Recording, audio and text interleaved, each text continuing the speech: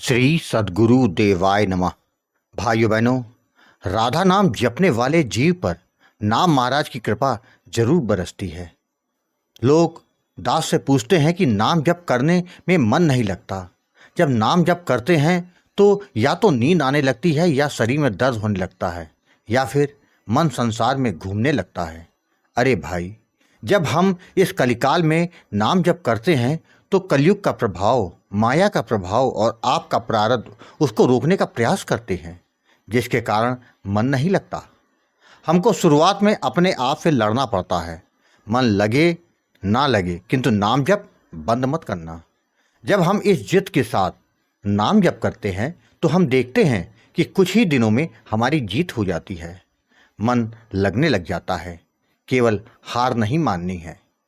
नाम जप लगातार करने से हमारे प्रारब्ध, जिसके कारण हमें लगातार एक के बाद एक कष्ट मिल रहे हैं, बनते हुए काम रुक जाते हैं, वह सब ठीक हो जाते हैं। प्रारब्ध कटने लग जाता है। जीवन में बदलाव आ जाता है। नाम के अलावा और चाहे हम कुछ भी कर लें, प्रारब्ध का नाश नहीं हो सकता। संत हो या राजा या फिर कोई भिक्षु, सब प्रारब्ध के कारण कष्ट पाते हैं। नाम जप के समय हमारा यह भाव होना चाहिए कि पतित पावन राधा रानी और उनके पावन नाम के होते मेरा कभी अमंगल नहीं हो सकता। हम उनकी छत्र छाया में हैं, चाह कर भी बुरा नहीं हो सकता हमारा।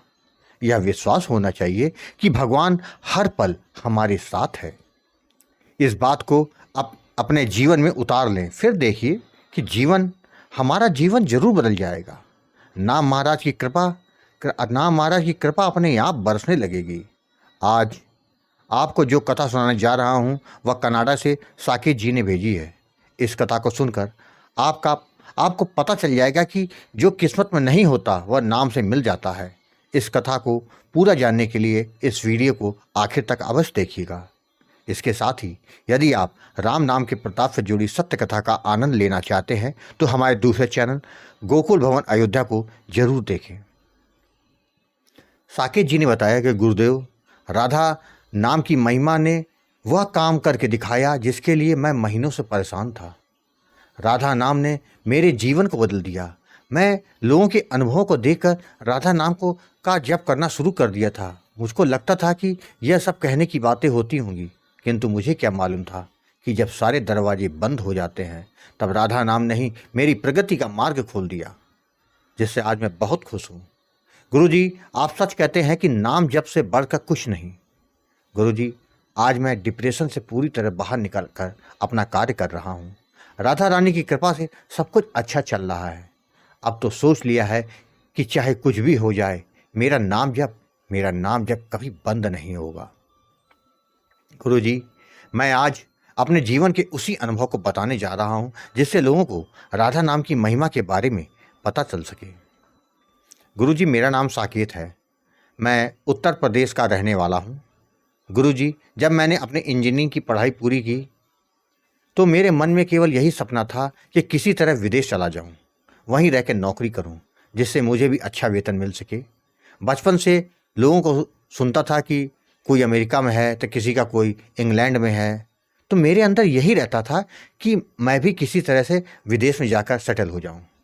मैंने कई कंपनियों में जॉब किया। इसी तरह 8 वर्ष बीत गए, किंतु कहीं भी कुछ ऐसा नहीं दिख रहा था कि मुझे बाहर जाना पड़े। इसी दौरान मेरा विवाह भी हो गया, मेरे 2 बच्चे भी हो गए। फिर मुझको लगने लगा कि जीवन जैसा चल रहा है शायद ऐसा ही चलता रहेगा। शायद मेरी किस्मत में विदेश यात्रा नहीं है। मैं अकेले में कभी कभी बहुत बेचैन हो जाता था, क्योंकि मेरे ज़्यादातर दोस्त सब विदेशों में ही थे। इसके लिए मैंने कई ज्योतिषियों को अपनी कुंडली भी दिखाई तो सबने मना कर दिया। कुंडली में ऐसा कोई योग नहीं दिख रहा जिससे कि आप विदेश जा सको।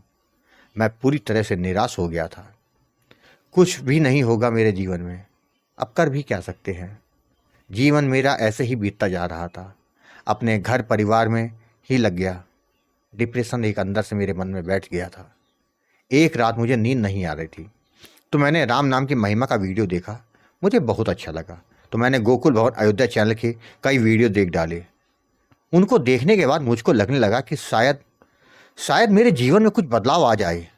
यही सोचकर अगले दिन मैंने गुरुजी आपसे फ़ोन पर बात की।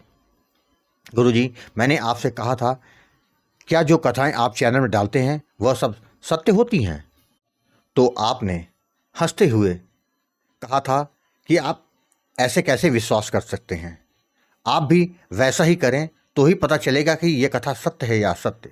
मैंने पूछा था कि क्या कुंडली में जो चीज़ लिखी है वह भी मिल सकती है, जो नहीं भी लिखी है वो भी मिल सकती है?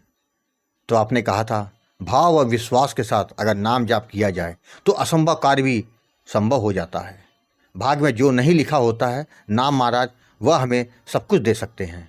दूसरी चीज़, कभी भी यह नहीं सोचना कि यह काम नहीं होगा। क्यों नहीं होगा? हमेशा यह सोचना चाहिए कि जब सबके कार्य हो रहे हैं तो मेरे जीवन में भी नाम महाराज की कृपा होगी। उस दिन गुरुजी, आपने मुझे बहुत तरह से समझाया, जिसके कारण मेरे अंदर जितने भी नकारात्मक विचार थे वो सब समाप्त हो गए। गुरुजी, जिसके बाद आपने मुझे राधा नाम का दान दिया और जप करने की विधि तथा सावधानी के बारे में समझाया। गुरुजी, आपसे नामदान मिलने के बाद मेरे अंदर एक आत्मविश्वास काफ़ी बढ़ गया। नाम जप करते करते जब 1 माह बीत गया तो मुझे कुछ काफ़ी गुस्सा सा आने लगा। बात बात पर गुस्सा हो जाता था, गंदे गंदे सपने विचार आने लगे तो मैं घबरा गया।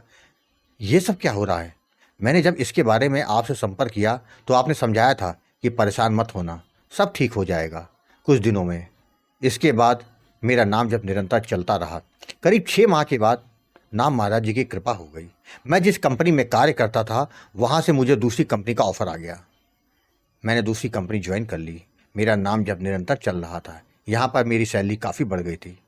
इस कंपनी को ज्वाइन करने के 3 माह के बाद मुझे यूएई भेज दिया गया।